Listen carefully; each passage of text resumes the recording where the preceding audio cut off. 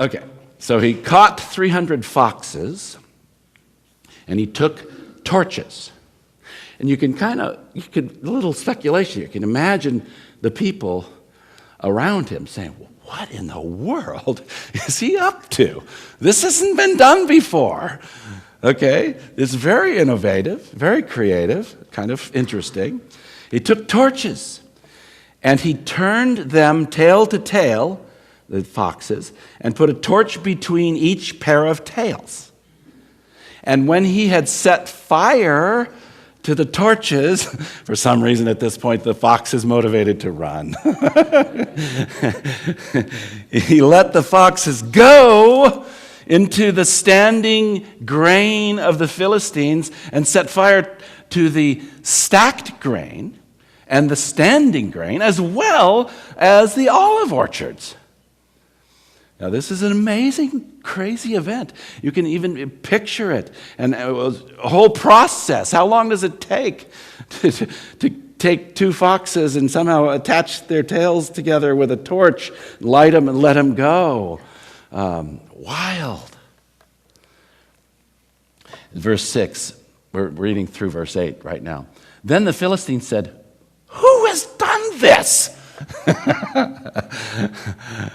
And they said, "Sampson, the son-in-law of the Timnite, because he has taken his wife and given her to his companion." And the Philistines came up and burned her and her father with fire.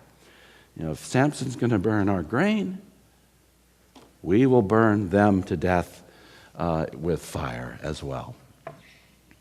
Verse 7, and Samson said to them, "If this is what you do, I swear I will be avenged on you, and after that I will quit."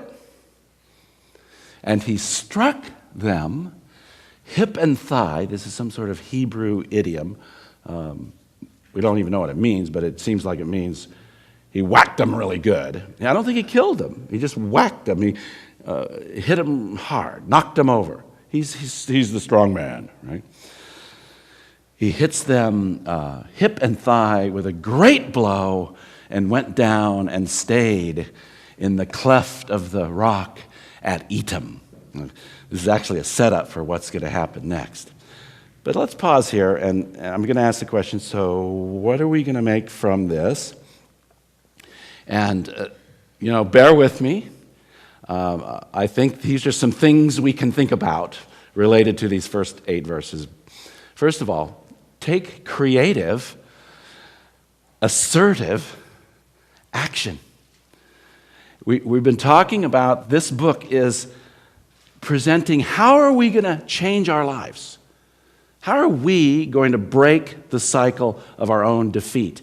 How is Samson going to break through the defeat of the Philistines in the life of God's people at this point? And Jesus is an advocate of taking creative and assertive action. He uses a big metaphor. He says, you know what? If your hand offends you, what does he say? Cut it off. Because it's better to go to heaven with one hand than to go to hell with two. He says, if your eye is constantly offending you, gouge it out. Now, this is a metaphor. In fact, I don't even know why I need to say that. I've actually never met a bunch of Christians that tried it, right? But we've got to really acknowledge it is a metaphor. We're not asking you to run home, get an axe, and cut your hand off. But don't just go along. What is that? Go along to get along. Make some change in the status quo. Do something. And here is Samson being really creative. Here's another way to put it. I'd use a creative thing there. Do you see that? Do things that are not in some book or on YouTube.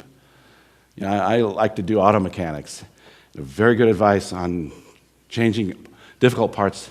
Go to YouTube first and search it, because chances are some guy has been so kind as to video himself changing that part for you. You can save a lot of time, right? But, you can't go Google, how do you burn the flock's I mean, this is the grain of Philistines. First hit, foxes. Get foxes. Get 300 foxes. Tie their tails together. Put a torch on them. Let them go! That's the way to do it. No, right? No. This is incredibly creative. Let's honor Samson for thinking, outside the box. Do things that are not in some book or on YouTube. God is amazingly creative. And he wants us to be creative too. In tackling our problem, in solving it, in searching for ways to solve it.